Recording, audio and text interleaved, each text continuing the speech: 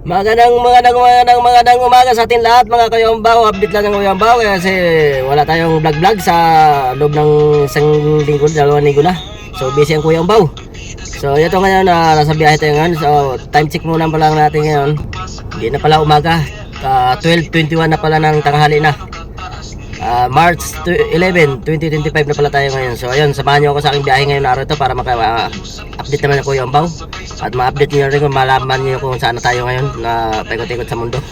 So dito lang tayo sa Pilipinas. So ayun, sakay lang kayo dyan. At dito lang din ako.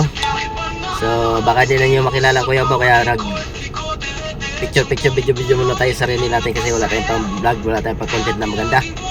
So saka na tayo mag-vlog na maganda kung basta yun lang, darating lang panahon.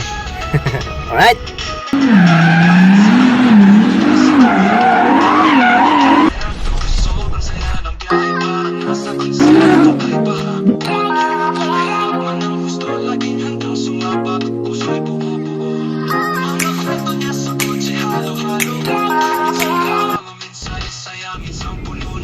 Ayun, nandito na tayo sa Makati. Nasa taas tayo, bababa na tayo ng BGC. So medyo traffic talaga na lugar to. Ayan o, medyo traffic talaga. Nasa taas tayo ng flyover dito sa papuntang BGC sa 11 feet. So nahaba niyan pagka rush hour talaga. Sabagay, ano pa lang yan, umaga pa lang yan. Mga 10 pa lang ako dyan eh.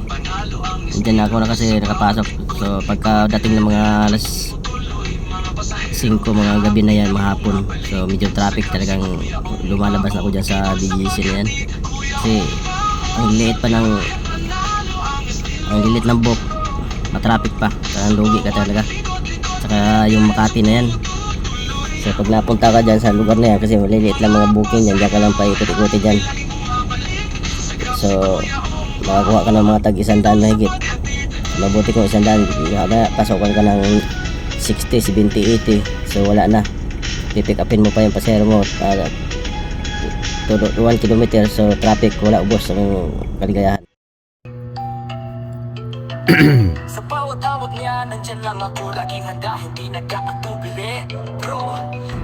Yun, maraming salamat. Hanggang dito na ating vlog. Maraming salamat at update lang Kuya Ambaw. At kumusta lang lahat kasi ang Kuya Ambaw ay medyo matagal-tagal lang tayo hindi nag-upload sa ating YouTube. Kaya update muna tayo sa ating YT para meron tayo mga pang mapanood ang aking mga viewers, ang aking mga sumusuporta kay Kuya Ambaw YouTube channel. So ayan na, update tayo sa Kuya Ambaw. So ayan, good morning. Ingat po na lahat sa masulok na mundo. God bless all. So bye. Kumusta lang Kuya Ambaw para baka hindi nyo na makilala si Kuya Ambaw. Ayan, para update na tayo, kaya makita nyo yung mukha ni Kuya Ambaw.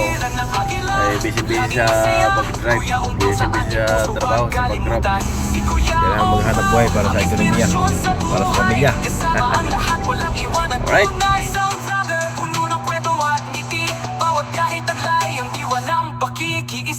Kapag mamahalan ang aking misyon, Kuya Ambaw sa puso, walang hanggan.